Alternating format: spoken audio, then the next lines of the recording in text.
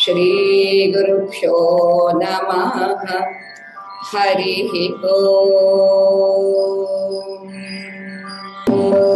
राधे राधे राधे राधे गोविंदा, राधे राधे राधे राधे गोविंदा, राधे राधे राधे राधे गोविंदा, राधे राधे राधे राधे गोविंदा, राधे गोपाला, राधे गोपाला, राधे गोविंद भजो राधे गोपाला, राधे गोविंद भजो राधे गोपाला, राधे गोविंद भजो राधे गोपाला, राधे गोविंद भजो राधे गोपाला, राधे गोविंद भजो राधे गोपाला, राधे राधे राधे राधे गोविंदा, राधे राधे राधे राधे गोविंदा, राधे गोपाला, राधे गोपाला।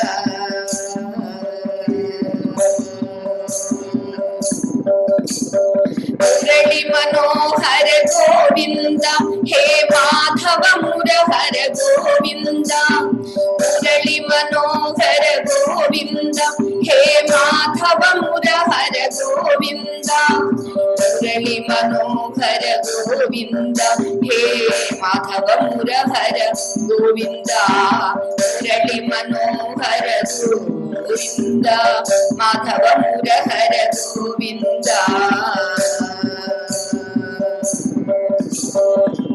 राधे राधे राधे राधे गोविंद,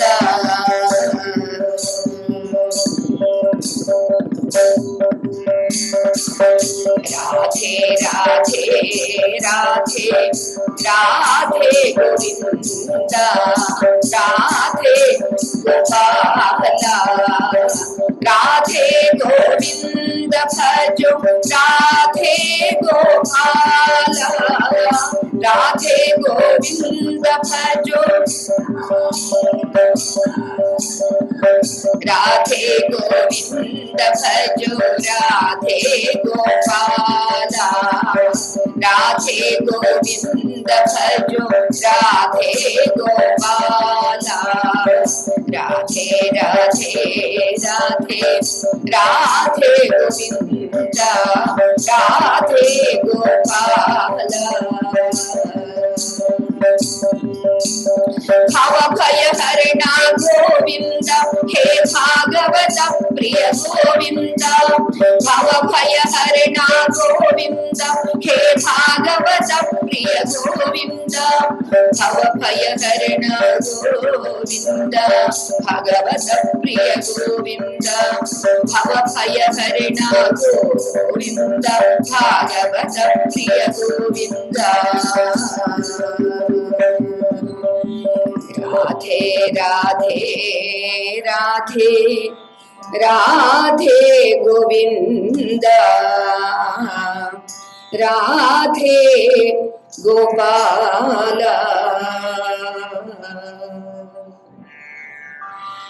ओम नारायणं नमस्कृत्य नरं चैव नरोत्तमं देवीं सरस्वतीं व्यासं ततो जयमुदीरयेत्। समुडै एव्वडु मुक्त कर्मचयुडै सन्यासियै उंटिपोव మహాప్రీతి నుహో కుమారయంచున్ వ్యాసుండు చీరంగా వృక్షములు తన్మయతన్ ప్రతిధ్వనులు చక్కం చేసి మున్నట్టి భూతమయు మృక్కెదా బాదరాయణి తపోధన్యాగ్రణి ధీమణి.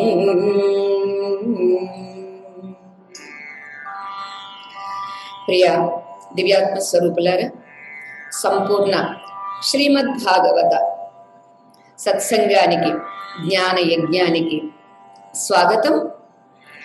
శ్రీకృష్ణ పరమాత్మ ద్వారకా నగరంలో ఎంత సుందర దివ్య భవ్యమైనటువంటి భవనాన్ని నిర్మించారు అనేది మనకిక్కడ చక్కగా ఆ అభివర్ణనలో తెలియచేస్తూ ఉన్నారండి. మనం ఇంటి ముందు పేడ నీళ్లు జల్లి ముగ్గు వేస్తాము. వారు బంగారు నీళ్లతో కళ్ళాపి జల్లి, ఆ బంగారు నీళ్లతో కూడా కళ్ళాపు ఎంతండి, గిండిగలు అంటే చాలా పెద్ద పెద్ద పాత్రలు. మన వెంకటేశ్వర స్వామికి నివేదన చేసేటప్పుడు మంచి బలంగా ఉన్నటువంటి బ్రాహ్మణోత్తములు పట్టుకెళ్తుంటారు చూడండి, ఆ వంట బ్రాహ్మణులు. అది మొయ్యడానికి సామాన్యులు మనబోటి వాళ్ళు సరిపోరండి, మనకు బలం సరిపోదండి. చక్కగా మంచి బలంగా ఉంటారు, వాళ్ళు మోసుకుని వెళుతూ ఉంటారండి. ఇద్దరు, ఒక్కొక్కసారి నలుగురు కూడా. అదిగో అంతంత పెద్ద పాత్రలతో బంగారు నీళ్లు జల్లి ముత్యాల ముగ్గులు వేశారటండి. అందున సాక్షాత్తు శ్రీకృష్ణ పరమాత్మ తన నగరానికి తాను స్వయంగా విచ్చేస్తూ ఉంటే మరి ఎంత ఆనందంగా ఉంటుందండి. ఆ ఆనందాన్ని స్వామి పట్ల వాళ్ళు అభివ్యక్తం చేసేటటువంటి దాన్ని మనకిక్కడ తెలియచేస్తూ ఉన్నారు. అంతేకాదండి, ఆ ద్వారకా నగరం ఎలా ఉంది అంటే మహేంద్రుడి యొక్క స్వర్గ పట్టణమైనటువంటి అమరావతిని గుర్తుకు తెస్తుందా అన్నట్టుగా ఉంది. అంతేకాదు, కుబేరుడు ఉన్నాడే, శ్రీ వెంకటేశ్వర స్వామికి బదులు ఇచ్చాడండి. ఇప్పటికీ వడ్డీ తీసుకుంటూనే ఉన్నాడట. అసలు ఇంకా తీరలేదటండి, బహుశా తీరదనుకుంటా. ఎందుకంటే తీరే అవకాశం లేదండి, అక్కడ ఉన్న వాళ్ళకే సరిపోవటం లేదు. పాపం ఆయన మాత్రం ఏం చేస్తాడు, అంతది ఇవన్నీ చూడలేక నామాలు కళ్ళకు అడ్డంగా పెట్టుకుని ఆయన కూడా సాక్షిగా చూస్తూ ఉన్నాడు. అంతేత శ్రీకృష్ణ పరమాత్మ యొక్క ఆ ద్వారకా నగరం ఎలా ఉంది అంటే కుబేరుడి యొక్క అలకా పట్టణాన్ని తిరస్కరిస్తుంది అన్నట్టుగా ఉంది అన్నారు. అటువంటి ద్వారకా నగరంలో ప్రవేశించి శ్రీకృష్ణ పరమాత్మ రాజమార్గంలో రథం దిగి నడుస్తూ వస్తూ ఉన్నారు. ఇక ఆ సమయంలో ఆ పట్టణంలో ఉన్నటువంటి కాంతలందరూ కూడా శ్రీకృష్ణ పరమాత్మని చూద్దాము అని ఆ పై ఉన్నతోన్నతమైనటువంటి ఆ మేడలను, భవనాలను అధిరోహించి పైనుండి వాళ్ళు పుష్పాలను స్వామిపై వేస్తూ ఉన్నారు. అలా పుష్పాలు వేసింది ఎవరు అని స్వామి ఒక్కసారి పైకి చూస్తూ ఉన్నాడు. చూసినప్పుడు అదిగో ఇంకేముంది, మా జన్మ ధన్యతమయ్యింది, మా స్వామి వచ్చాడు, మా వైపు చూశాడు, అంతే చాలు అది అని కొంతమంది పరవశించి అలా తమలో తాము మురిసిపోయేటటువంటి వారు. ఇలా ఆ భగవంతుని యొక్క సౌందర్యానికి, భగవంతుడు చూపించేటటువంటి ఆ ప్రేమకు, ఆ కరుణకు వాళ్ళు అంతా మా ఈ రెండు కన్నులు సరిపోవటం లేదు స్వామి యొక్క ఆ సౌందర్యాన్ని చూడడానికి అని అనుకుంటూ ఉన్నారు. అంతేకాదు ఆ శ్యామ సుందరుడి యొక్క సౌందర్య లావణ్య సౌకుమార్యమైనటువంటి ఆ సుందర స్వరూపాన్ని రెండు చేతులు చాచి ఒక్కసారి స్వామిని తాకినట్టుగా కొందరు, ఒక్కసారి స్వామిని వెళ్ళి దగ్గర పాదాలు గట్టిగా పట్టేసుకున్నట్టుగా కొందరు ఉత్తరీయం పట్టుకుని స్వామి నా వైపు చూడవేమిటి అని అన్నట్టుగా వాళ్ళ భావాలను బట్టి పైనుండే అభినయాలు చేసేసి వాళ్ళు ఆ ఆనందానుభూతిని పొందుతున్నారట. మనం కూడా చేసుకుందాము, ఏమైంది, అభినయమే కదా, ఆయన అంతటా ఉన్నటువంటి వాడే కదా, ఇప్పుడు ఉన్నాడు, అప్పుడు ఉన్నాడు, ఎప్పుడూ ఉంటాడు. అలా స్వామి వైపు చేతులు చాచి మరలా తిరిగి తమ భావాలను బట్టి ఆనందానుభూతిని పొందుతూ ఉన్నటువంటి వారు పౌర కాంతలు అని చెప్పారు. కలువులని నెడు కలకంఠియలనాగ వర్తించు నెవ్వాని వక్షముందు జనదృక్షకోరక సంఘంబునకు సుధాపానీయ పాత్రమే భవ్యుముఖము సకల దిక్పాలక సమితికి నెవ్వాని బాహుదండంబులు పట్టుకొమ్మ ఆశ్రిత శ్రేణికే అధిపుని పాదరాజీవ యుగ్మంబులు చేరుగడలు భువన మోహనుండు పురుష భూషణుడెవ్వడు అట్టి కృష్ణుడరిగే హర్మ్య శిఖర రాజమానలగుచు రాజమార్గంబున రాజముఖులు కుసుమరాజి గురియా. ఆ చూసినటువంటి వారంతా క్రింద ఉన్నవారు గాని పైన ఉన్నవారు గాని స్వామిని ఇలా అభివర్ణన చేస్తూ ఉన్నారండి. ఏ మహానుభావుడి యొక్క వక్షస్థలంలో సిరి సంపదలను కురిపించేటటువంటి శ్రావణ శుక్రవారం వస్తే అందరికీ లక్ష్మీమాత గుర్తొస్తుంది కదండి. అలా అందరికీ అష్టైశ్వర్యాలను ప్రసాదించేటటువంటి ఆ నారీ శిరోమణి ఉన్నదే శ్రీదేవి ఎక్కడుంటుందండి? వక్షస్సులోనే ఉంటుందండి. అటువంటి శ్రీదేవి ఏ మహానుభావుడి యొక్క వక్షస్థలంలో వెలుగుతూ ఉన్నదో, ఏ మహాత్ముని యొక్క ఆ పావన వదనం ఉన్నదే ముఖారవిందం, ఆ ముఖారవిందం అనేటటువంటిదట చూసేటటువంటి ప్రేక్షకులు అయినటువంటి వాళ్ళ నయన చకోరాల, అంటే చూసేటటువంటి ఈ కళ్ళు చకోర పక్షులైతే స్వామి యొక్క ముఖారవిందము ఒక పరమ పవిత్రవంతమైనటువంటిది, అమృతం చెందేటటువంటి వెన్నెల. ఇది చంద్రభగవానుడా అన్నట్టుగా ఉన్నదటండి.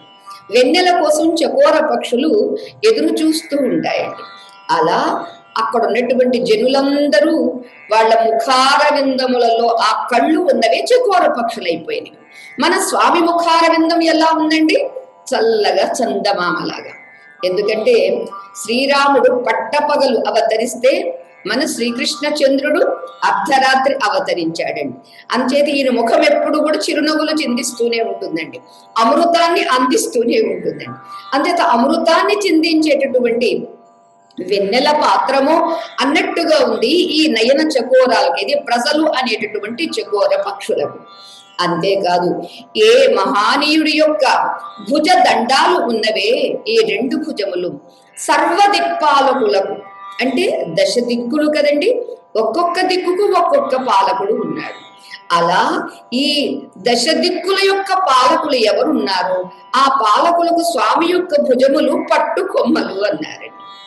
చూడండి, చిన్నపిల్లలు ఉన్నారనుకోండి, అతడు తండ్రో మేనమామో అయితే చేతులు ఇలా పెట్టుకుంటాయి, ఈ భుజాలు పట్టుకుని పిల్లలు వేలాడుతూ ఉంటే ఒక్కొక్కసారి ఇద్దరు ముగ్గురు కూడా పట్టుకుని వేలాడుతూ ఉంటారండి. అలా తిప్పాడు అనుకోండి, చూడ్డానికి ఎంత బాగుంటుందో. అలా దశ దిక్కుల ఉన్నటువంటి పాలకులకు స్వామి యొక్క ఈ భుజ దండాలు ఉన్నవే పట్టు కొమ్మలు అన్నారండి. అంతేకాదు ఏ మహితాత్ముడి యొక్క పాద పద్మములు ఉన్నవో అవి ఆశ్రితులందరికీ అండదండలు.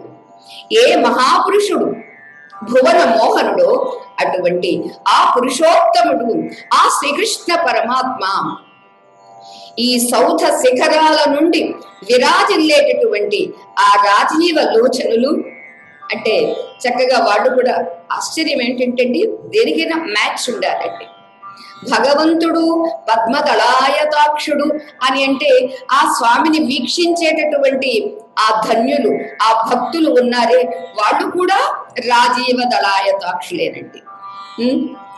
అలా ఇక్కడ భక్తులకి ఈ ద్వారకా నగరంలో ఉన్నటువంటి కాంతలందరి యొక్క కళ్ళు అంత బాగా ఉన్నవట, అంటే వాళ్ళు కూడా బాగా చూస్తున్నారన్నమాట.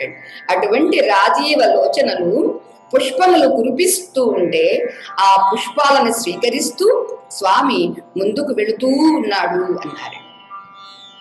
జలజాతాక్షుడు చూడ నొప్పి ధవళ ఛత్రంబుతో చామరంబులతో పుష్ప పిశంగ చేలములతో భూషామణి స్ఫీతుడై నళిని బాంధవుతో శశిధ్వజముతో నక్షత్ర సంఘంబుతో బలభిక్షాపముతో తటిల్లతికతో భాసిల్లు మేఘాకృతి.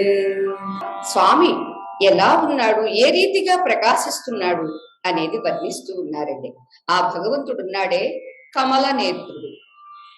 మరి అతడు కమల నేత్రుడు అయితే ఇంకా ఏమిటండి, స్వామి యొక్క మేని ఉందే శ్యామ సుందరుడు, అంటే నీలి మేఘశ్యాముడు.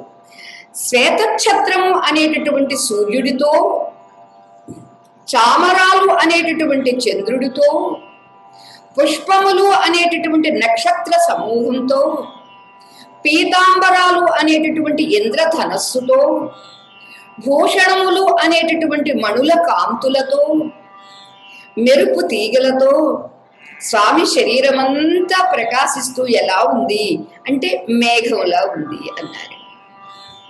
అంటే చూడండి, స్వామి యొక్క ఆ నేత్రములు, ముఖ మండలము, ముఖ కాంతి ఎలా ఉంది అని అంటే సూర్య భగవానుడు తాను తెల్లని ఛత్రమై అంటే గొడుగై ప్రకాశిస్తున్నట్టుగా ఉన్నదట. ఇక ఈ ప్రక్క ఆ ప్రక్క చామరాలు వీస్తూ ఉన్నారండి. ఆ చామరాలు తెల్లగా ఉంటాయి కదా, ఆ తెల్లని చామరాలు ఎలా ఉన్నవి అని అంటే చంద్రునిలా చల్లగా గాలి వస్తూ ఉంటే స్వామికి చెమటలు పట్టకుండా చామరాలు తెల్లగా ఉంటాయి కదండి. ఆశ్చర్యం, ఎంత గొప్ప మనిషి వెంట్రుక దేనికి పనికిరాదండి. భోజనంలో పడితే అది మానేయమంటారు. ఒకవేళ అయ్యో ఇప్పుడే పెట్టుకున్నానండి, ఇప్పుడే కనిపించేసిందండి వెంట్రుక అంటే ఆవు నేతితో శుద్ధి చేసుకుని తినమన్నారే తప్ప ఓ మనిషి వెంట్రుక కాబట్టి దీన్ని మనం భద్రపరచుకోవాలి. పొడవ జుట్టు ఉన్నప్పుడు అప్పుడు ఏదో ఒకసారి కట్ చేసి షోకేసులో పెట్టుకున్నారు, ఇదిగో మా బామ్మగారి జుట్టు, మా తాతమ్మ గారి జడ అని ఎవరూ పెట్టుకోమండి. ఎందుకని మన ఈ మనిషి వెంట్రుకకు విలువే లేదండి. ఆ నెత్తి మీద ఉన్నంత వరకే వెంట్రుక గాని గోరు కాని. కానీ చమరి మృగము ఉన్నదే, దానికి ఈ గుర్రపు తోకకు జుట్టు ఎలా ఉంటుందో అలా చమరీ మృగానికి ఉంటుందటండి. అదిగో ఆ చమరీ మృగం యొక్క వెంట్రుకలను భగవంతుడికి చామరాలుగా ఇస్తూ ఉంటామండి. ఎంత శ్రేష్టమండి మరి దాని వెంట్రుక. అది మృగం అయితే కావచ్చుగాక, ఆ మృగపు వెంట్రుకలు ఈ రీతిగా స్వామికి సేవకు వినియోగింపబడుతున్నవి. మన గోళ్ళు దేనికి పనికి రావండి. అదే పులిగోరు చిన్నప్పుడు శ్రీకృష్ణ పరమాత్మకు యశోదమ్మ కూడా పెట్టిందండి. అంతేకాదు మనం కూడా మన చిన్నప్పుడు పెట్టుకుని ఉన్న వాళ్ళమే. ఎందుకనండి, ఏ స్టేటస్ కోసం పెట్టుకుంటారండి? కాదండి. పులిగోరు దిష్టి దోషం తగలకుండగా చేస్తుంది. ఆ లక్షణం దానికి ఉంది. మన గోరు మన ఒంటి మీద ఉన్నంత వరకేనండి. ఇది తెగి లేదా కట్ చేసి నట్టింట పడేస్తే దరిద్రము మంచిది కాదు అంటారు. అందుకనే బయట తీసుకోవాలి అంటారు. ఒకవేళ ఎక్కడ తీసుకున్న పేపర్లోకో దేనిలోకో తీసుకుని పడేయాలే తప్ప అది ఒంటి మీదో లేకపోతే ఇంటిలోనో పడకూడదు అంటారు. అదే మరి పులిగోరికి ఎంత విశిష్టత అండి. అలా ఇక్కడ మనుషులకు ఏ వెంట్రుక కావచ్చు, నఖము గోరు కావచ్చు, అలాగే చర్మం కావచ్చు అండి. మృగ చర్మము, జంతు చర్మము ఏమవుతుందండి, తబలా మృదంగంగా దాన్ని పెట్టి మోగిస్తుంటే ఎంత చక్కని నాదం వస్తుందండి, అది ఇస్తుందండి. మరి ఇంతవరకు మనిషి చర్మము ఇంతవరకు ఉపయోగంలో ఉన్నట్టుగా నేనైతే వినలేదు. మరి మీకు తెలిసేమో నాకు తెలియదు. సో మనిషి కాకుండా ఉన్నటువంటి ఈ జంతుజాలములు, మృగములు, వీటిన్నింటికి ఎంత ఉపయోగం ఉన్నది. మరి అటువంటి ఏ ఉపయోగం లేకపోయినా మనిషి గొప్పవాడని ఎందుకంటున్నారండి? కేవలం జ్ఞానంలో మాత్రమే. మరి ఏ జ్ఞానంలో గొప్పవాడు అంటున్నారో ఆ జ్ఞానమే లేదనుకోండి. జ్ఞానేన హీనః పశుభిః సమానః. జ్ఞానం లేనటువంటి వాడు పశువుతో సమానం. పశువుతో సమానం అంటే పశువు ఒప్పుకోదటండి. అయ్యో నాతో సమానం చెయ్యొద్దు, నేనేమి దోచుకోవటం లేదు, దాచుకోవటం లేదు, అలాంటి నాతో జమ కడితే ఎలాగ నేను ఒప్పుకోను అంటుందట పశువు. ఇక్కడ స్వామి యొక్క ఆ చెమటలు తొలగేట్టుగా చమరీ మృగము యొక్క ఆ వెంట్రుకలతో అంటే చామరాలతో వీస్తూ ఉంటే ఎలా ఉంది అంటే చంద్రుడి కాంతిలా ఉన్నదటండి. అంతేకాదు వాళ్ళు పుష్పాలు వేస్తూ ఉంటే ఆ పుష్పాలు అనేటటువంటివి రాలుతూ ఉంటే నక్షత్రాలు రాలుతున్నవా అన్నట్టుగా ఉందటండి. ఇక పీతాంబరం, స్వామి యొక్క పీత అంటే పసుపుని రంగు అంటే బంగారపు రంగు. ఆ బంగారపు రంగు వస్త్రం ఎలా ఉంది అని అంటే దానికి అంచులు ఆయన నడుస్తూ ఉంటే కాంతులు పడి రంగులు మారుతూ ఉంటే ఎలా ఉంది అంటే ఇంద్రధనస్సు. ఇంద్రధనస్సుకు సప్తవర్ణములు మనకి కనిపిస్తాయి కదా, అలా ఇంద్రధనస్సు లాగా ఉంది స్వామి యొక్క వస్త్రము. ఇక స్వామి వేసుకున్నటువంటి ఆభరణము కుప్పించి ఎగసిన కుండలంబుల కాంతి గగన భాగం వెల్ల గప్పికొనగా అని అన్నారే భీష్మ పితామహుడు.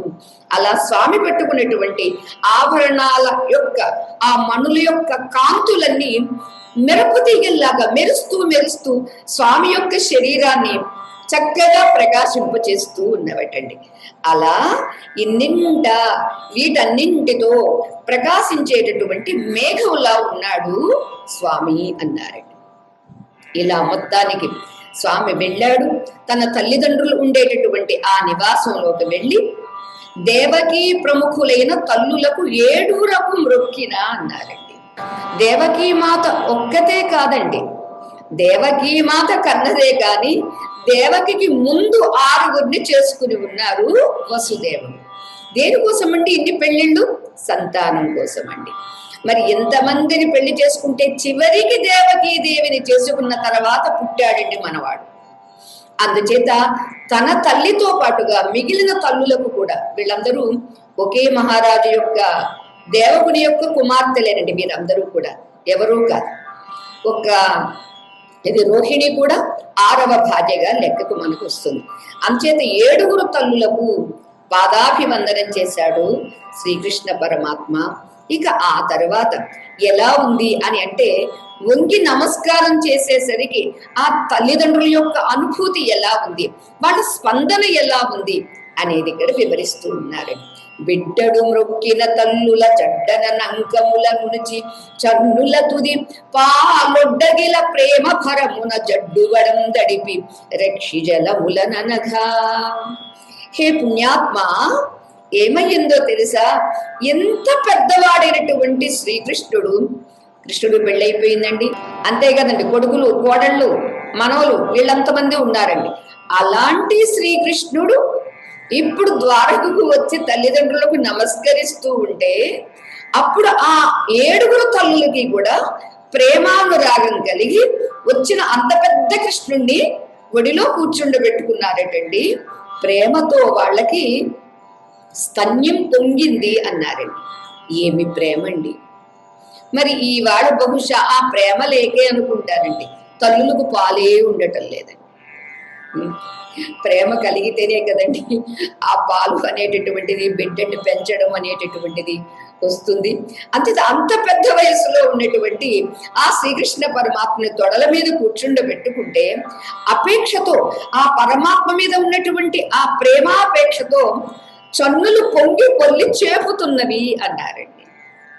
ఇలా అటువంటి ప్రేమతో ఆ తల్లులందరూ తండ్రితో సహా తమకు వచ్చినటువంటి ఆనందాశ్రువులతో శ్రీకృష్ణ పరమాత్మ యొక్క శిరస్సుని అభిషేకించేశారటండి.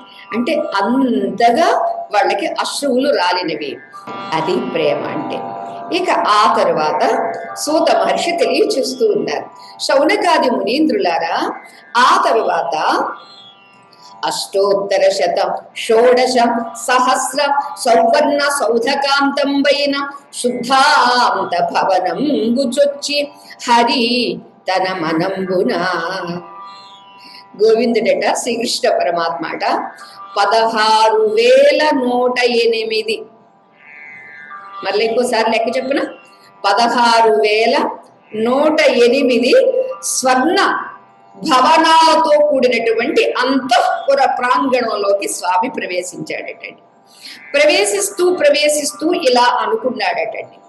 ఏమని అని అంటే, ఒక భామా భవనంబు మున్ను సొర వేరొకర్తులో ఉందునో సుకరాలాపములాడదో సొలయునో సుప్రీతి వీక్షింపదో వికలత్వంబున నుండునోయనుచు అవ్వేళన్ వధూగేహముల్ ప్రకటాశ్చర్య విభూతి చొచ్చే బహురూప వ్యక్తుడై భార్గవా.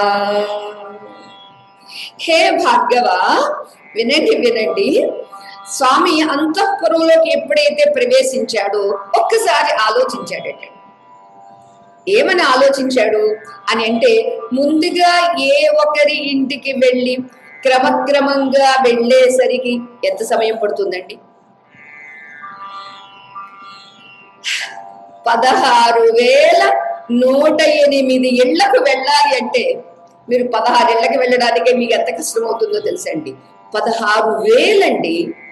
16,108 భవనాలలోకి క్రమంగా వెళ్ళాలి అంటే మనుషులు వెళ్ళినట్టుగానే వెళ్ళాలంటే అమ్మో ఇంకేమైనా ఉందా, ఒక ఆవిడి నా ఇంటికి ఎందుకు రాలేదు అని కులుకుతుందేమో, ఇంకా మరొక ఆవిడి అసలు ముఖం పక్కకు తిప్పేసుకుని మాట్లాడదేమో, ఇంకా మరొక ఆవిడి కోపంతో కళ్ళు ఎర్రగా చూస్తుందేమో, అసలు మరొక ఆవిడి ప్రేమతో నా వైపు చూడదేమో, ఏమో మరొక ఆవిడ ఏ రకంగా ప్రవర్తిస్తుందో, ఏ వికలత్వాన్ని వ్యక్తీకరిస్తుందో తెలియదు.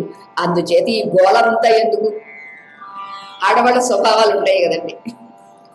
అంచేత స్వామి చాలా తెలివైన వాడు కాబట్టి ఈ గోళంతా ఎందుకు అని అనుకుని అత్యద్భుతమైనటువంటి తన యొక్క మహిమతో, తన యొక్క లీలా మహిమతో, తన మాయా మహిమతో, దైవీ మాయతో 16,108 రూపాలు ధరించి ఒకేసారి గృహప్రవేశం చేశాడు. అంటే అందరి దగ్గరికి ఏకకాలంలో వెళ్ళాడండి. ఎవరు చెయ్యగలరండి?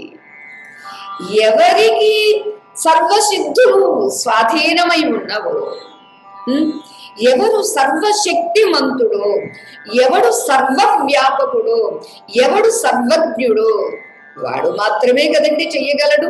అలా శ్రీకృష్ణ పరమాత్మ అన్ని రూపాలు ధరించి అందరి ఇళ్లకు, మరలా ఇంకొకసారి సంఖ్య చెబుతున్నాను, 16,108 భవనములలోకి ఒకేసారి వెళ్ళాలి అంటే 16,108 రూపాలు ధరించి వెళ్ళాడు అన్నారండి.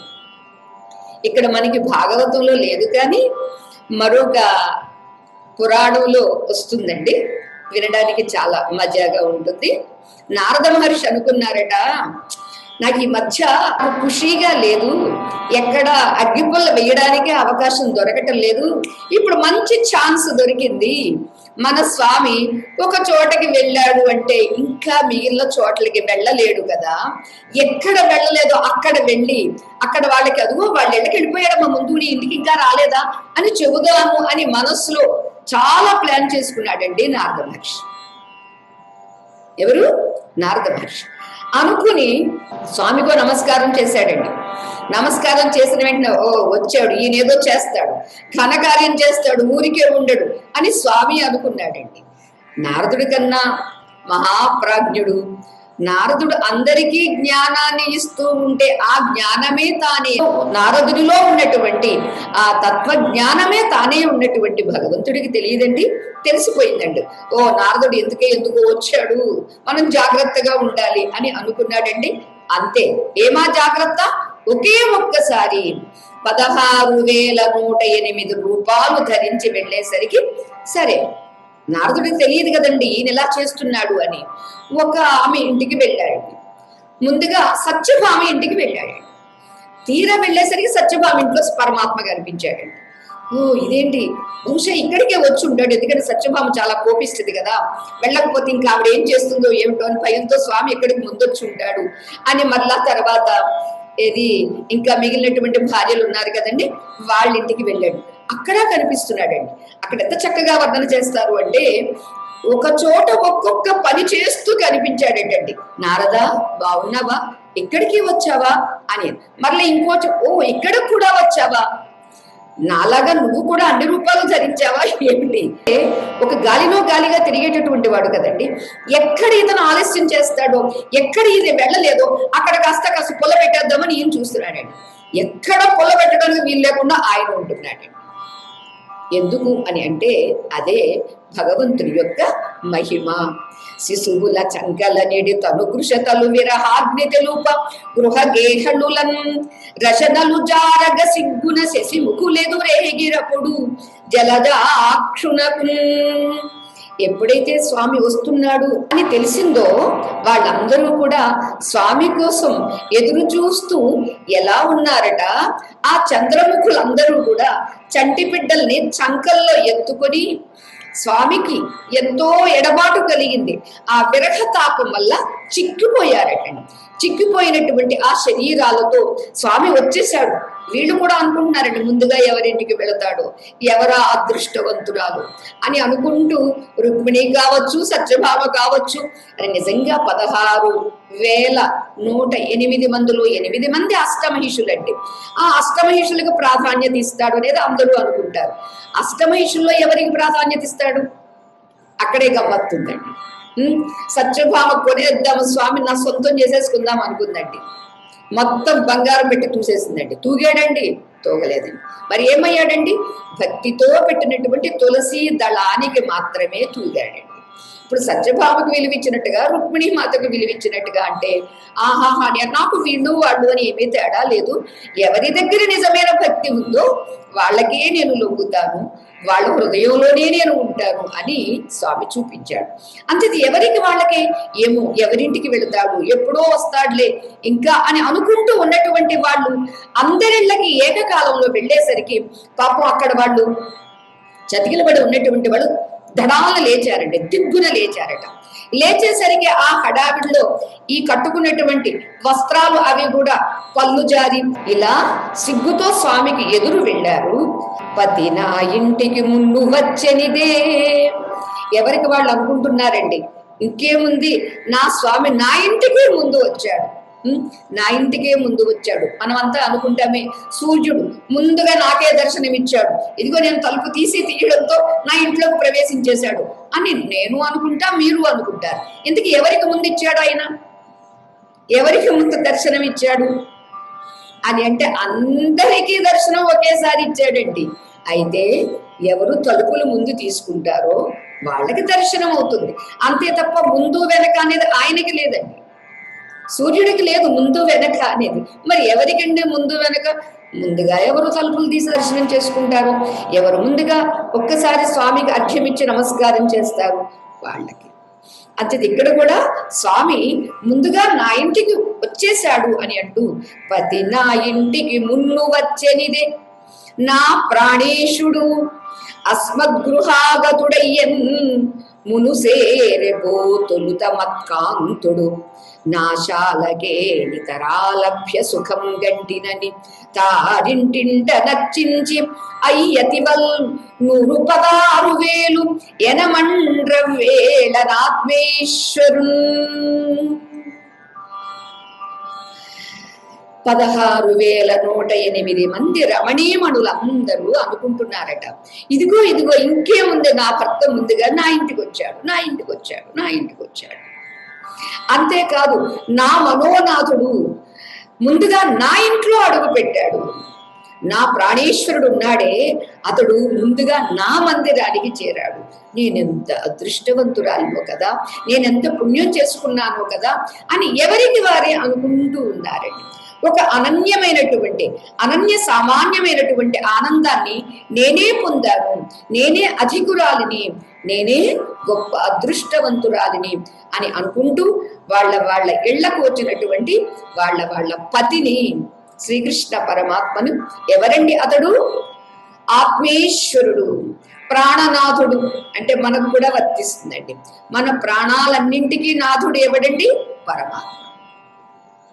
అంతేకాదు, నేను అనుకుంటున్నటువంటి జీవాత్మలమైన మనందరికీ ఈశ్వరుడు ఎవరండి? జీవాత్మకు గతి ఎవరండి? గతిర్భర్త ప్రభు సాక్షి నివాస శరణం సుహృదు. జీవులందరికీ గతి అతడే, జీవులందరికీ పతి అతడే, ఆత్మలందరికీ ఈశ్వరుడు అతడే. అలా ఇంతమంది కూడా 16,108 మంది రమణీమణులు స్వామిని అలా ప్రాణనాథుడుగా, ఆత్మేశ్వరుడిగా అర్చించారండి. ఇక అటువంటి వాళ్ళను చూసి శ్రీకృష్ణ పరమాత్మ ప్రశ్నిస్తూ ఉన్నాడు. కొడుకులు భక్తి విధేయులౌదురు గదా. అంటే ఒక కుటుంబం ఎలా ఉండాలి, ఎలా ఉంటే సుఖశాంతితో ఉంటుంది అనేది ఇక్కడ మనకి తెలియచేస్తూ ఉన్నారండి. కొడుకుల్ భక్తి విధేయులౌదురు గదా, కోడండ్రు మీ వాక్యముల్ గడవం జాలకయుందురా, విబుధ సత్కారంబుగా వింతురా, తొడవుల్ వస్త్రములం పదార్థరస సందోహంబులం చాలునా, కడమల్ కాబుగదా భవన్ నిలయముల్ కళ్యాణయుక్తంబులే. వారందరినీ చూసి శ్రీకృష్ణ పరమాత్మ ఇలా ప్రశ్నిస్తూ ఉన్నారు. ఏమిటి, మీ కొడుకులందరూ మీకు వినయ విధేయులుగానే ఉంటున్నారా? మీ ఆజ్ఞలను పరిపాలన చేస్తూనే ఉన్నారా? అంటే కొడుకంటే అలా ఉండాలి కదా. అమ్మ మాట కాదను, నాన్న మాట కాదను తిరస్కరిస్తే అతడు కన్న కొడుకు ఎందుకు అవుతాడండి? ఉన్న కొడుకు అవుతాడండి. కన్న కొడుకు అని అంటే మేము చాలా గొప్పవాడు అంటే పెద్దవాడు, మా అమ్మ నాన్న ఏం చదువుకోలేదండి, వాళ్ళకి ఏం తెలియదండి. అదే నీకున్న చదువు, నీకీ ప్రజ్ఞానం వారి నుండి వచ్చింది అనేటటువంటి వినయ విధేయత నీకు ఉండాలి. అంచేత పరమాత్మ ఇక్కడ అడుగుతూ ఉన్నారు, వినయ విధేయులై ఉంటున్నారా? మీ ఆజ్ఞలను పాటిస్తూ ఉన్నారా మీ కుమారుళ్ళు? అంతేకాదు మీ కోడళ్ళు మీ మాట జవదాటకుండానే ఉంటున్నారా? ప్రతి కోడలు ఈ మాట వింటే బాగుంటుంది. అంటే అత్త మామల జవ దాటకుండా ఉండాలి అనేది కోడలి యొక్క ధర్మం. అయితే కోడలు జవ దాటకుండా ఉండాలంటే మరి అత్త ఎలా చూడాలండి? అమ్మ అయిపోవాలండి. అత్త అమ్మ అయిపోవాలి, కోడలు కూతురు అయిపోవాలండి. అప్పుడు ఏ సమస్య ఉండదు కదూ. ఇది ప్రశ్నిస్తూ ఉన్నాడు స్వామి. అంతేకాదు బాగా చదువుకున్నటువంటి విద్వాంసులు ఎవరైనా, పెద్దలు ఎవరైనా వచ్చినప్పుడు వారికి సత్కారాలు చేస్తున్నారా అని ప్రశ్నిస్తూ ఉన్నాడండి. అంతేకాదు నగలు, చీరలు మొదలైనటువంటి రసవంతాలైనటువంటి మధుర పదార్థాలు మీకు సమృద్ధిగా ఉన్నవి కదూ, మీకు ఏ లోటు లేకుండా ఉన్నారు కదూ అని ప్రశ్నిస్తూ ఉన్నాడండి స్వామి. అందరినీ చాలా ప్రేమగా, ఇంత ఎడబాటు మీద ఉన్నటువంటి కోపాన్ని, తాపాన్ని మర్చిపోయేట్టుగా మాట్లాడుతున్నాడు స్వామి. శ్రీకృష్ణ పరమాత్మ తన 16,108 మంది భార్యలను ఎంత చక్కగా ప్రేమతో పలకరిస్తూ ఉన్నారు అంటే, మీకు ఇంట్లో ఏమీ ఇబ్బంది లేదు కదూ, నేను లేనప్పుడు మీకేమీ లోటు రాలేదు కదూ, మీ పిల్లలు, మీ కొడుకులు మీ మాటలు వింటున్నారా? మీ ఆజ్ఞను పాటిస్తూ ఉన్నారా? మీ కోడళ్ళు మీరన్న మాటను జవ దాటకుండా ఉన్నారా? మరి ఎవరైనా గురువులు, పెద్దలు, పండితులు, వేద విద్వాంసులు వచ్చినప్పుడు వాళ్ళని ఉచిత రీతిని, తగిన రీతిని సత్కరిస్తూ ఉన్నారు కదూ.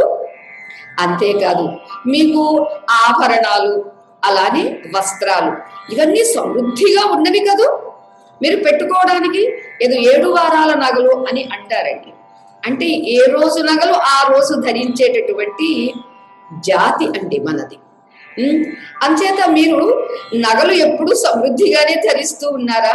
అంతేకాదు వస్త్రములు, మీరు కట్టుకునేటటువంటి ఆ చీరలు లేదా ఆయా వస్త్రములు అన్నీ కూడా సమృద్ధిగానే ఉన్నవి కదూ అని అంటూ, మరి ఆహారం విషయంలో కూడా మధుర పదార్థాలు ఇవన్నీ కూడా మీకు చక్కగానే ఉన్నవి కదూ, ఏ లోటు రాలేదు కదా అని స్వామి వాళ్ళందరినీ పలకరిస్తూ ఇంకా అంటున్నాడు. ఏమిటి అంటే, తిలకమేటికి లేదు తిలకనీ తిలకమా, పువ్వులు తురుమవా పువ్వు బోడి, కస్తూరి అలదవా కస్తూరిగా గంధి, తొడవులు తొడవవా తొడవు తొడవ, కలహంస పెంపుదే కలహంసగామిని, కీరము చదివింతే కీరవాణి, లతల పోషింతువా లతికా లలిత దేహ, సరసి నోలాడుదే సరసిజాక్షి, మృగికి మేతలిడుదే మృగశావలోచన, గురుల నాదరింతే గురు వివేక, బంధుజనుల ప్రోతే బంధు చింతామణి, అనుచు సతుల నడిగెన్ అచ్యుతుండు. ఎంత చక్కగా వర్ణిస్తున్నాడు స్వామి చూడండి వాళ్ళందరినీ. అరే, శరీరానికి ముఖమే చాలా ముఖ్యమైనది. ఆ ముఖంలో బొట్టు ఎంతటి ప్రధానమో చూడండి. మన భారత జాతికి ఆ ముఖాన ఉండేటటువంటి బొట్టు యొక్క ఔన్నత్యాన్ని ఇక్కడ స్వామి గుర్తు చేస్తూ ఉన్నాడండి. నుదుటుకు బొట్టు ఎంత ఉన్నతమైనదో అంత బొట్టంత ఉన్నతమైనదానా అని ఒక ఆవిడ పలకరిస్తూ, ఏమిటి నీ నుదుటి ఎందుకు బొట్టు పెట్టుకోలేదు ఇంకా అని పలకరిస్తూ ఉన్నాడండి. అంటే స్వామి వచ్చేసాడన్న హడావిడిలో పాపం ఆవిడ ఇంకా బొట్టు పెట్టుకోలేదన్నమాట అండి. నిన్న చెప్పారే, స్వామి వస్తున్నాడు అనేటటువంటి హడావిడిలో కొంతమంది స్నానాలు చేయలేదు, కొంతమంది భోజనాలు చేయలేదు, కొంతమంది నిద్రలు కూడా పోలేదు. ఎవరు ఎలా ఉన్నారో అంతే ఉదుటున, అదే ఉదుటున లేచి అదే ఉదుటున స్వామికి ఎదురేగారు అని అలా ఇక్కడ అడుగుతూ ఉన్నాడు స్వామి. నుదుటికి బొట్టంత ఉన్నతురాల, నుదుట బొట్టెందుకు పెట్టుకోలేదు నీవు అని పలకరించాడండి.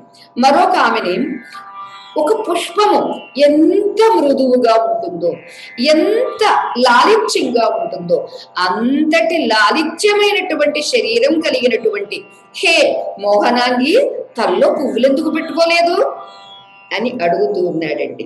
ఇక మరొక ఆమెను అడుగుతూ ఉన్నారు, ఏమిటి కస్తూరి పరిమళాలు వెదజల్లేటటువంటి హే కాంత, కస్తూరి రాసుకున్నావా ఏమిటి, ఇంకా నీ నుండి కస్తూరి వాసన రావటం లేదేమిటి అని స్వామి అడుగుతూ ఉన్నాడండి.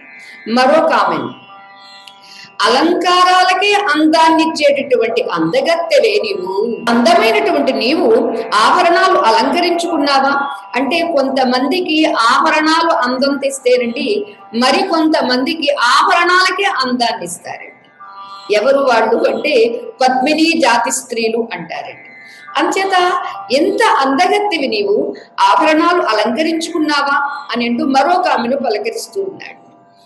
హంస నడక లాగా నడిచేటటువంటి హే హంసగామిని, హంసల్ని బానే పెంచుతున్నావా, వాటిని బానే చూసుకుంటున్నావా అని అడిగాడంటే, బహుశా హంసల్ని పెంచి పెంచి హంసలాగా నడుస్తుందన్నమాట అండి ఈమె.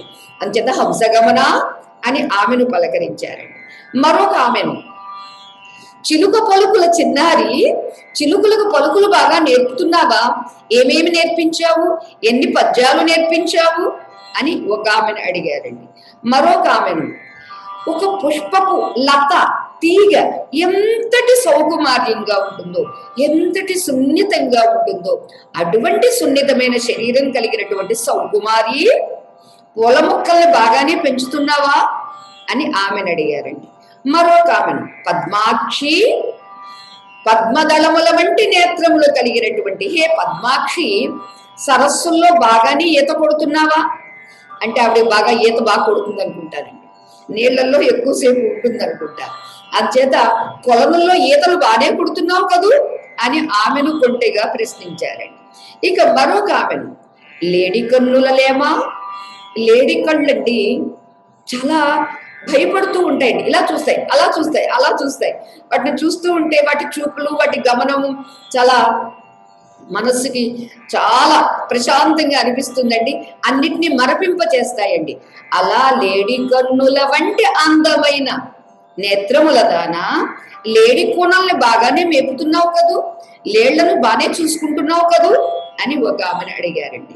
ఇక మరొక ఆమెను అడుగుతూ ఉన్నారు, మహా వివేకవంతురాలా, పెద్దలందరినీ చక్కగానే గౌరవిస్తున్నావు కదూ, ఇంటికి వచ్చినటువంటి పెద్దల్ని ఆదరిస్తే గౌరవిస్తే వారి ఆశీస్సులన్నీ మనకి లభిస్తాయి, అంచేత అది బాధే చేస్తున్నావు కదూ నీవు అని ఒక ఆమెను అడిగారండి. ఇక మరొక ఆమెను, అరే బంధు ప్రేమ అంటే పేరు పొందినటువంటి హే పడతి, బంధువులందరినీ ఆదరిస్తున్నావు కదూ అని ఒక ఆమెను అడిగారండి. ఇలా ఏమని చెప్పేది, ఎన్నని చెప్పేది, నిజంగా ఒక్కసారి ఆలోచించండి. 16,108 మందిని ఒక్కొక్క పలకరింపు పలకరించిన ఇక్కడ ఒక మహాగ్రంథం అయిపోతుందండి. 16,000 మంది అండి, 18,000 శ్లోకాల గ్రంథం శ్రీమద్ భాగవతము అయితే ఆయనకున్నటువంటి వాడు 16,108 మంది. అంతే ఒక్కొక్కరికి ఒక్కొక్క వాక్యం చెప్పారనుకోండి, అమ్మో ఇంకా వినడానికి చాలా బాగుంటుంది, జీవితం అంతా సరిపోతుంది. కానీ ఇక్కడ ఈ రీతిగా అని చాలా సంక్షిప్తంగా వ్యాస భగవానుడు ఇచ్చారు. అదే రీతిగా మనకి పోతరామాచుల వారు కూడా అందించారండి. ఇలా అందరినీ అడుగుతూ ఉంటే పాపం నారద మహర్షికి ఎక్కడా సందు దొరకలేదండి. చూశాడండి, ఎక్కడికి వెళ్ళి చూసినా స్వామి కనిపిస్తూ ఉన్నాడండి. ఒక్కొక్క చోట పిల్లల్ని ఒడిలో కూర్చోబెట్టుకుని మనవల్ని అక్షరాభ్యాసం, వాటికి అక్షరాలు దిద్దించడం అండి. ఒక్కొక్క చోట సతీమణితో కలిసి తులసి మాతకు నీళ్లు పోయడం అండి.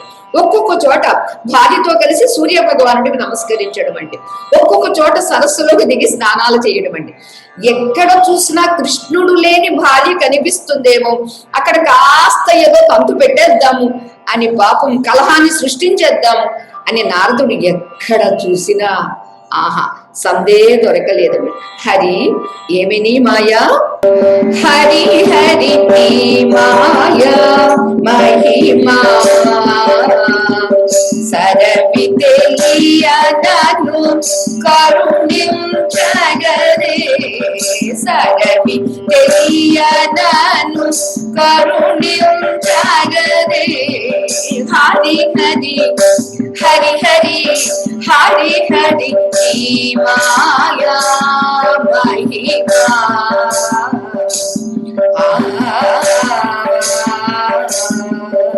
హరి హరి హరి హరి హరి హరి హరి హరి.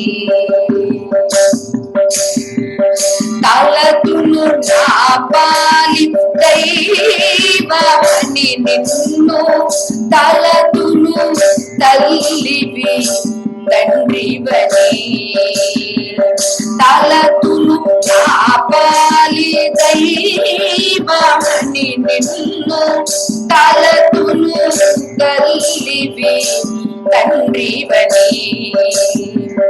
మలసియంతలో మరతును చేరుతును, మలసియంతలో మరతును తెలుతును, మలసియంతలో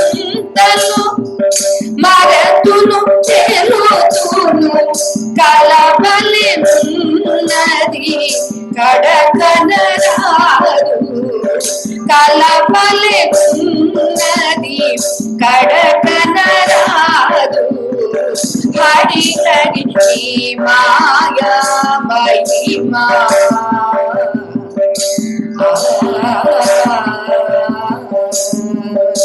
హరి హరి హరి హరి హరి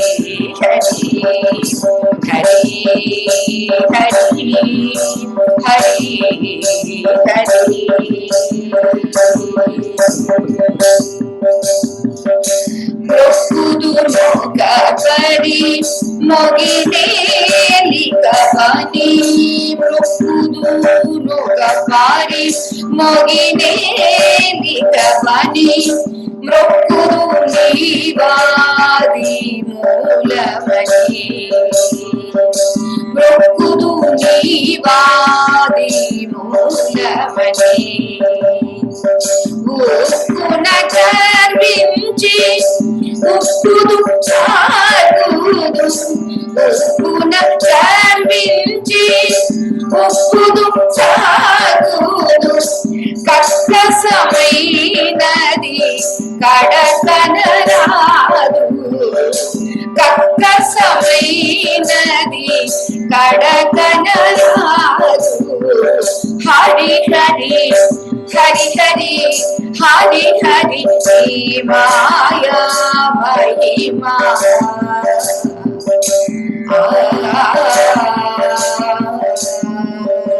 హరి హరి హరి హరి హరి హరి హరి.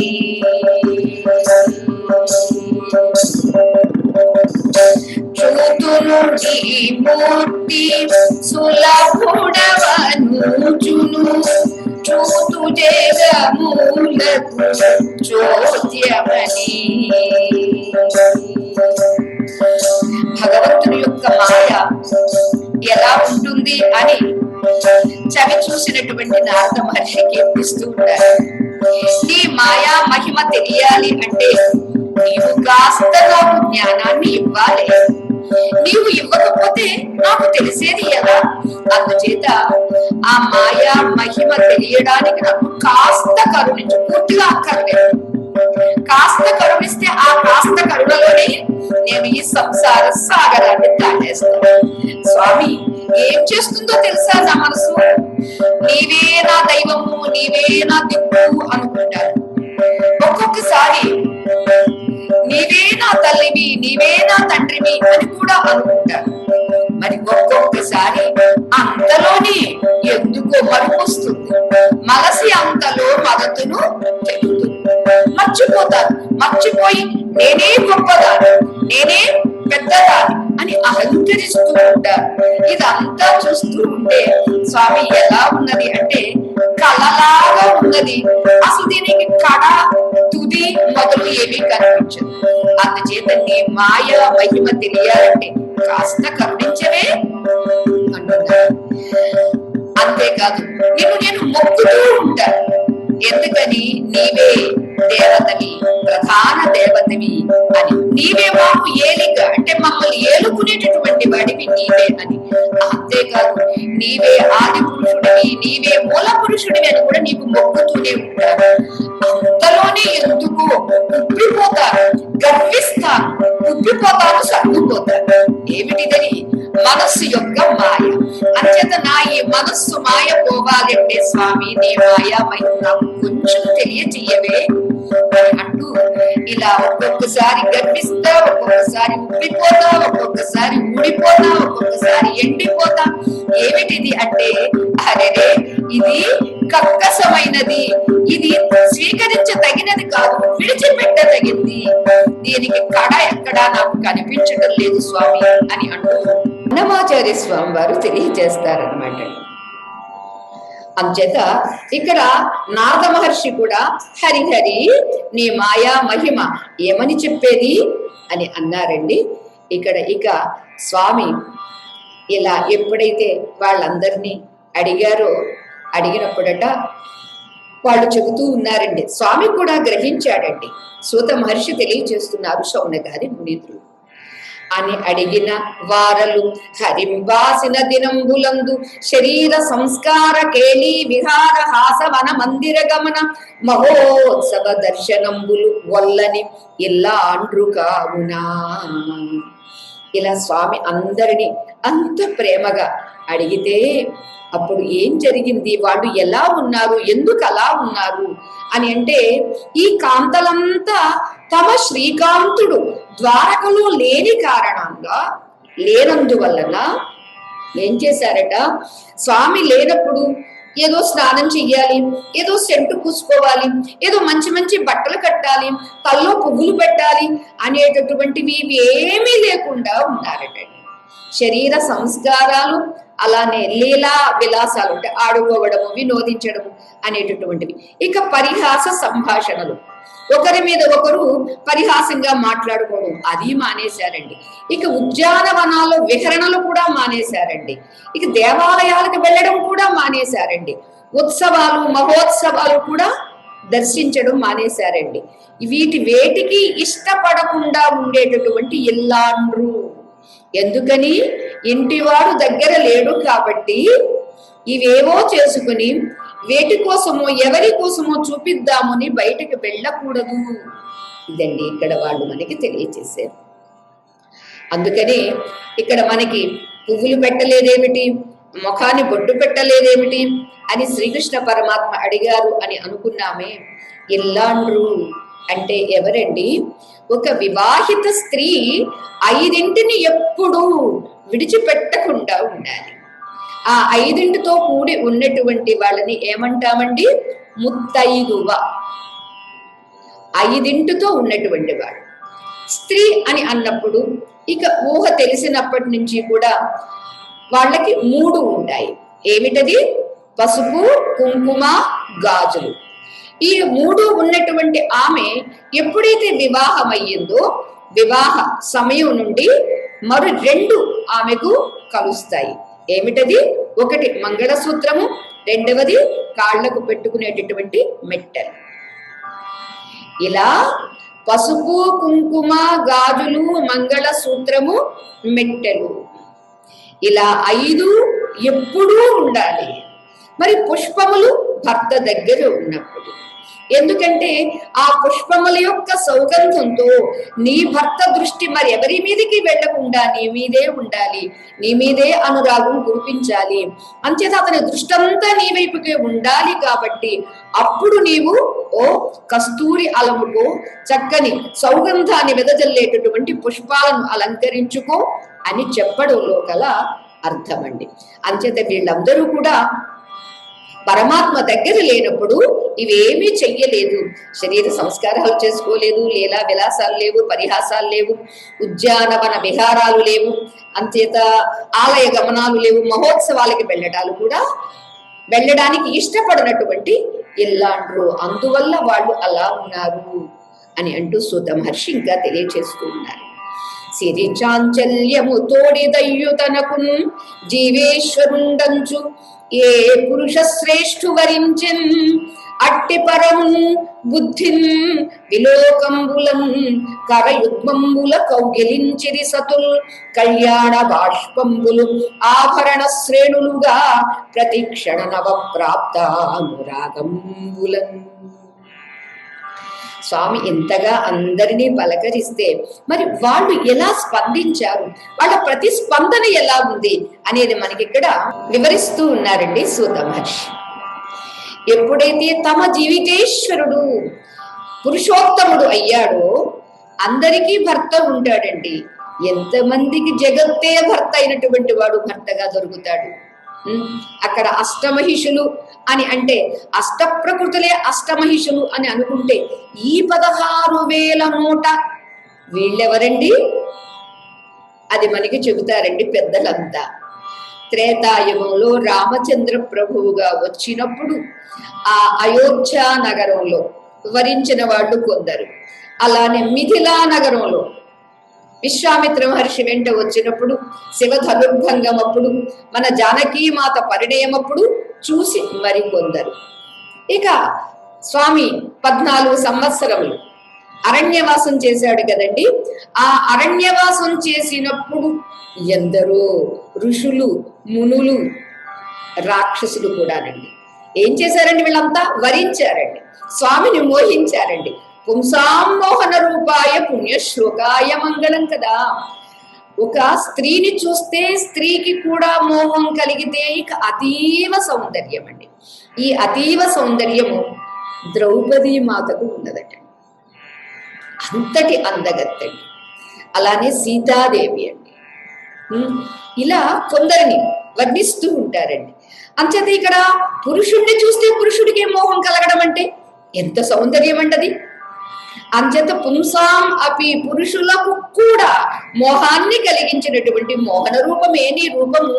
అంచేత త్రేతాయుగంలో చూసి మోహించిన వాళ్ళందరిలో ఎవరైతే ఉత్తములు ఉన్నారో, ఎవరైతే సెలెక్టెడ్ పీపుల్, వాళ్ళంతా వచ్చేసారండి.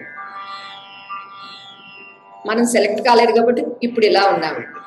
కనీసం వచ్చే త్రేతాయుగానికి, వచ్చే ద్వాపర యుగానికైనా మనం సెలెక్ట్ అవుదామండి.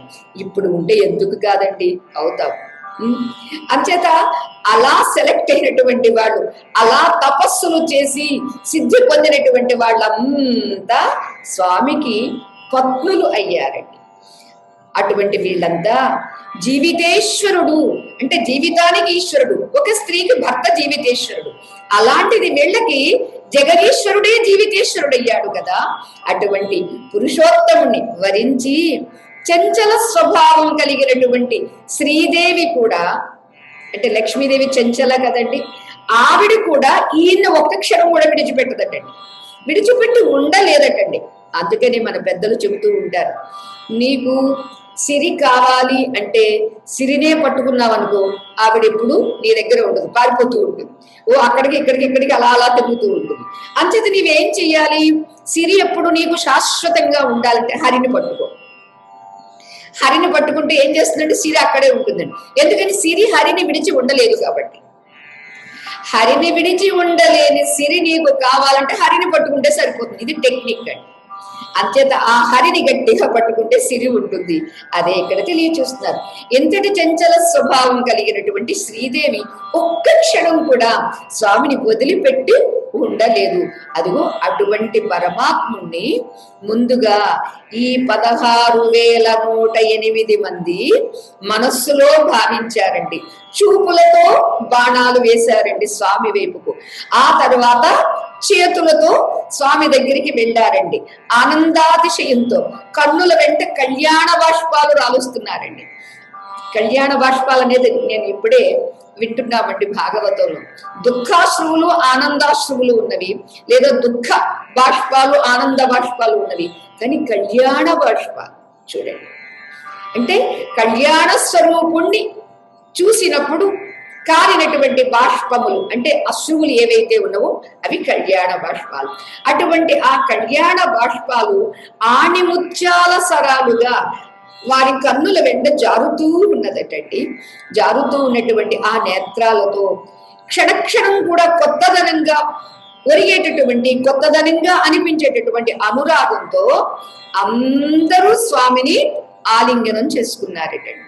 పత్నులు కదండి, ఇంత ఎడబాటు వచ్చింది, ఇంత విరహాన్ని భరించారు పాపం అని చెబుతూ, ఇదెందుకు చెప్పాలండి వ్యాస మహర్షి? వ్యాస మహర్షి చెప్పినా శ్రీశుక మహర్షి ఎందుకు మరలా పరీక్షం చక్రవర్తికి చెప్పాలండి? ఇప్పుడు మరలా సూత మహర్షి ఎందుకు చెబుతున్నారండి అంటే, ఎక్కడ చెబుతున్నారండి అసలైన విషయం? పంచబాణుని నీరు చేసిన భర్గుని తన విల్లు వర్జించి మూర్ఛిల చేయజాలు విశేష హాస విలోకనోదంచిదాకృతులయ్యు కాంతలు దంభచేష్టల మాధవం సంచలింపక చేయనేమియు చాలరైరి బుధోత్తమా. హే బుధోత్తమా, హే సుధీ సత్తమా, వినండి వినండి. ఇంతమంది స్వామిని ఆలింగనం చేసుకుంటే ఎలా ఉన్నాడో మన స్వామి ఇది చెబుతూ ఉన్నారండి. మన్మథుణ్ణి మూడో కంటితో మంటతో నుసి చేసేసినటువంటి మహేశ్వరుడు సైతం తన చేతిలో ఉన్నటువంటి విల్లు పడేసి మూర్ఛపోయేలా చేసేటటువంటి చిరునవ్వులు, వాల్చూపులు, మనోహరమైనటువంటి దేహాలు కలిగినటువంటి ఈ 16,108 మంది కాంతలు స్వామిని తమ తమ శృంగార చేష్టలతో కూడి ఉంటే ఏ ఒక్కరూ కూడా మాధవుని మనస్సు చెలింప చెయ్యలేకపోయారటండి. ఇది మన స్వామి యొక్క గొప్పతనం. ఒకరు ఇద్దరు కాదండి. అయితే మీరు అనుకోవచ్చు, తాను ఉన్నది ఒక్కడే, ఆ ఒక్కడే ఇంతమందికి ఎంత వాడై ఇన్ని రకాలుగా ఇన్ని రూపాలుగా ధరించాడు. ఇన్ని రూపాలుగా ధరించినప్పటికీ కూడా ఏ ఒక్క చోట ఒక చోట బిగించు కూర్చున్నాడు అనుకుందామండి. మిగిలిన చోట్ల అయ్యో రామ 8 మందా 108 మందా ఒకవేళ 1000 మందా కాదే, 16,108 మంది కూడా ఎంత విరహంలో ఉన్నటువంటి వాళ్ళందరూ భామినులు, ఆ కాంతలందరూ వచ్చి స్వామిని గట్టిగా ఆలింగనం చేసుకుంటే ఇంత కూడా మనస్సు చెలింప చెయ్యలేకపోయారటండి. ఎవరి మనస్సు? స్వామి యొక్క మనస్సు. అది చెబుతూ, ఇవ్విధమున సంగ విరహితుండైన కంసారి సంసారి కైవడి విహరింపన్ అజ్ఞాన విలోకులైన లోకులు లోక సామాన్య మనుష్యుండని తలంతురు. ఆత్మాశ్రయైన బుద్ధి ఆత్మయందున్న ఆనందాదుల తోడం కూడని తెరంగున ఈశ్వరుండు ప్రకృతి తోడం కూడియు ఆ ప్రకృతి గుణంబులైన సుఖ దుఃఖంబుల చెందకయుండు పరస్పర సంఘర్షణంబులచే వేణువుల వలన వన్ని పుట్టించి వనంబుల దహించు మహావాయువు చందంబున భూమికి భారహేతువులై అనేక అక్షౌహిణుల తోడం ప్రవృద్ధ తేజులకు రాజులకు అన్యోన్య వైరంబులు కల్పించి నిరాయుధుండై సంహారంబు చేసి శాంతుండై పిదపం కాంతామధ్యంబున ప్రాకృత మనుష్యుండును పోలే సంచరించుచుండే ఆ సమయంబున. ఈ విధంగా సర్వసంగ పరిత్యాగి అయినటువంటి కంసారి, అంటే కంసుడు మేనమామ కదండి, అతడికి శత్రువు, అంటే అతడిని సంహరించినటువంటి వాడు. కాబట్టి మన స్వామిని అందరూ అప్పుడు కంసుడిని చంపినవాడా కంసారి కంసారి అన్నారండి. సంసారంలో ఉన్నటువంటి వాళ్ళందరూ కంసారి కంసారి అంటే జాలకుండా సంసారం నుండి దాటేస్తారటండి. అందుచేత అన్నింటినీ విడిచిపెట్టినటువంటి మహానుభావుడైనటువంటి ఆ కంసారి ఉన్నాడే, చూసేటటువంటి వాళ్లకు సంసారిలాగా విహరిస్తున్నాడు. మూర్ఖులైనటువంటి లోకులు అతన్ని ఒక సామాన్యమైనటువంటి మనిషిగా భావిస్తారు. ఇది ఎలా ఉంది అని అంటే, ఆత్మను ఆశ్రయించుకున్నటువంటి బుద్ధి ఆత్మగతమైనటువంటి గుణాలతో కలవకుండా ఉంటుంది. ఎలానో పరమేశ్వరుడు కూడా ప్రకృతితో కలిసి ఉండి కూడా ప్రకృతి గుణాలైనటువంటి సత్వరజస్తమో గుణాల కారణంగా కలిగేటటువంటి సుఖ దుఃఖాలు, రాగద్వేషాలు అనేటటువంటి ద్వంద్వాలను పొందకుండా ఉంటాడు. ఎంత తత్వం చెప్పారో చూడండి. ఇది పరమాత్మ అంటే, ఇది శ్రీకృష్ణ పరమాత్మ అంటే. ఆయన అన్నింటినీ విడిచిపెట్టినటువంటి వాడు, అన్నింటా ఉంటాడు, దేన్ని అంటకుండా ఉంటాడు. అదే కదండి ఆయన యొక్క మహిమ, ఆయన యొక్క వైభవం, ఆ భగవంతుని యొక్క జ్ఞానము. అంచేత బాహ్యంలో చూసినప్పుడు 16,108 మంది భార్యల, ఎంత సంసారండి ఈయన అని మూర్ఖులు, సామాన్యులు ఆ దృష్టితో చూసి ఒక మనిషిగా భావిస్తూ ఉంటారు. వీళ్ళు ఎవరు భావించినా స్వామి మాత్రం ఎప్పుడూ అలా లేడు అని అంటూ, ఏ రీతిగా ఆత్మను ఆశ్రయించుకున్నటువంటి బుద్ధి ఏం చేస్తుందండి, ఆత్మ నుండి జనించినటువంటి సత్వరజస్తమో గుణముల వల్ల కలిగినటువంటి వాటిని దేన్ని పొందకుండా ఆత్మగా ఉంటుందో, అలానే ఇక్కడ కూడా పరమేశ్వరుడు తన ప్రకృతిని సృష్టించి తన ప్రకృతితో విశ్వాన్నంతా సృష్టించినప్పటికీ కూడా ప్రకృతితో కలిసి ఉంటూ కూడా ప్రకృతి గుణాలను, సత్వరజస్తమో గుణాల ద్వారా వచ్చేటటువంటి అనేక లక్షణాలు, ఏది సుఖము దుఃఖము రాగము ద్వేషము పుణ్యము పాపము అనేటటువంటివి, వీటిని దేన్ని పొందకుండా ఉంటాడు. అరే, ఒక జ్ఞాని యొక్క బుద్ధే దేన్ని అంటకుండా ఉంటే, సాక్షాత్తు సచ్చిదానంద స్వరూపుడు దేనితో అంటుతాడండి? ఎలా అంటుతాడండి? అసలు అంటడానికి తనకన్నా వేరుగా ఉంటే కదండి. దీని వివరణ మనకి ఇంకా రాసలీలా ఘట్టంలో చాలా బాగా వివరిస్తారండి. అక్కడ మరలా మనం బాగా వివరించుకుందాం.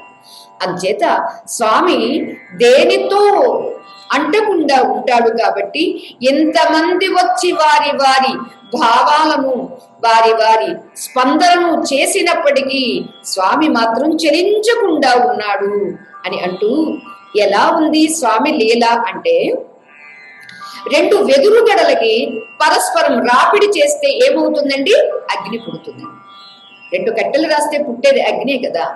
అలా అగ్ని పుట్టించి అరణ్యాలను దహించేటటువంటి ఒక మహాప్రపంచనం లాగా వాసుదేవుడు ఏం చేశాడండి? వసుదేవ నందనుడుగా వచ్చినటువంటి వాడు అనేకమైనటువంటి అక్షౌహిణి సైన్యాలతో ఈ భూమికి భారంగా అనిపించేటటువంటి ఎవరెవరైతే ఉన్నారో, ఒక రాజులు ఎవరైతే ఉన్నారో వాళ్ళందరినీ వాళ్ళల్లో వాళ్ళకి, లేదా వాళ్లతో మన వాళ్ళతో, వాళ్ళకి మన వాళ్ళకి కలహాన్ని సృష్టించి తాను మాత్రం ఎక్కడ ఆయుధం పట్టకుండా, చక్రం పడితే కూడా అర్జునుడు వెనక్కి లాగేశాడండి. భీష్మ పితామహుడు ఇలా నమస్కారం చేసేసరికి ఆగిపోయాడండి. చక్రాన్ని చేపట్టాడే తప్ప ప్రయోగించలేదండి. అలా ఎక్కడ ఆయుధం పట్టకుండగానే దుష్ట సంహారం చేయించి పరమశాంతుడే అనుకున్నాడండి తాను వచ్చిన పని అయ్యింది అని. అలా పరమశాంతుడై ఇప్పుడు అంతఃపురంలో ఈ 16,108 మంది కాంతా జనము మధ్య ఒక సామాన్య మానవుడిలా సంచరిస్తూ ఉన్నాడు. ఇది హరిమాయ, ఇది భగవంతుని యొక్క లీల. సామాన్యులకు పామరులకు అనిపిస్తుంది, కనిపిస్తుంది. ఎందుకంటే పామరులకు కనిపించిందే సత్యం, కానీ ఉన్న సత్యాన్ని గుర్తించలేరు. ఎవరు గుర్తిస్తారు? వివేకం ఉన్నవాడు గుర్తిస్తాడండి.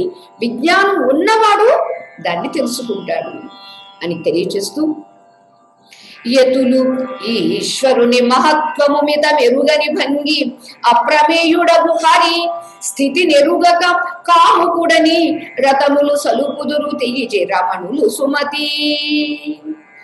హే బుద్ధిమంతుడైనటువంటి శౌనక, వింటున్నావా? తపోనియుతులైనటువంటి యతీశ్వరులు ఎవరైతే ఉన్నారో వాళ్ళు పరమేశ్వరుని యొక్క ప్రభావం ఇది ఇలా అని వాళ్ళకే తెలియదు.